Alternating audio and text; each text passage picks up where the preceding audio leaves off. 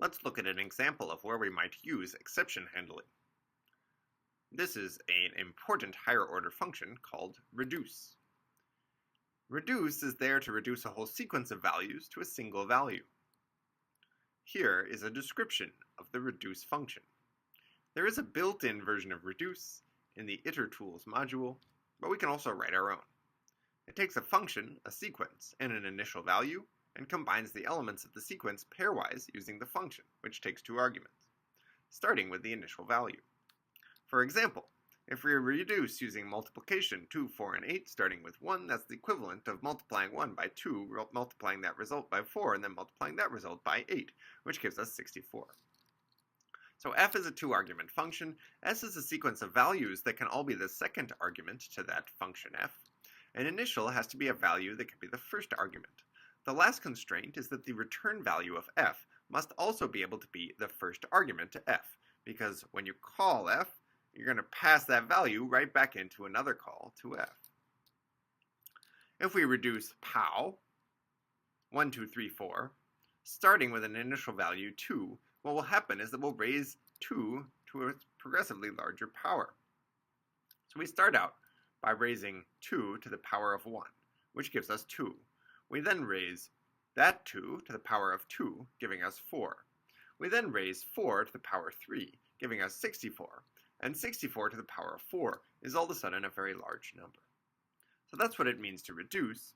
We'll end up getting 16 million just by raising 2 to the first, and then the result to the second, then the result to the third, then the result to the fourth. Let's implement this function. Reduce takes f, a sequence s, and an initial value. The point is to combine elements of s using f, starting with initial. And the example that we looked at was to reduce using mul 2, 4, and 8, starting with the number 1, and that's supposed to give us 64.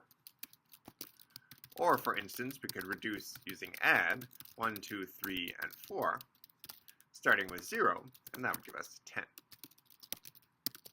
From operator, import, add, and mul, the simplest implementation I could think of is to say, for x and s, initial equals f of initial and x. And then we return initial.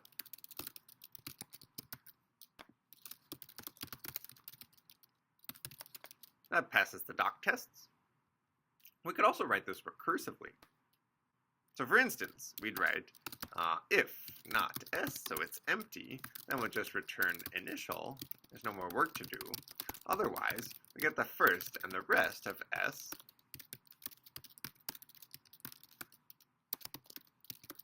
and we return the result of calling reduce on f, the rest of s, and then updating initial to be f of initial and the first value.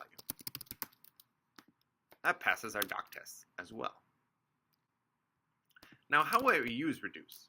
Well, for instance, let's say we want to write a function divide all, which takes a numerator and a sequence of denominators, and divides the numerator by all the denominators. That's just reduce, where we reduce with a division function all of the denominators, starting with the numerator. So, we can call divide all on 1024 as our numerator, dividing out 2 and 4 and 8, and the result will be 16. That's what's left over when you divide by all of these numbers. Now what if there's a 0 in the middle of this? There's a 0 division error. And let's say that's not what we want divide all to do. What we want it to do is compute the result of dividing by all the d's, but if there's ever a 0 division error, we'd like to instead return infinity. That's how you get infinity in Python. So in our new implementation, we get inf, or infinity, in that case, but we still get 16 there. The advantage of using error handling in this way is that our implementation of reduce doesn't need to know anything about 0 division errors. Instead, we write a function where we know we're calling reduce with another function that may raise a zero division error, and so it's this function that knows what's getting passed into reduce that handles the error. Therefore, we've created a separation of concerns.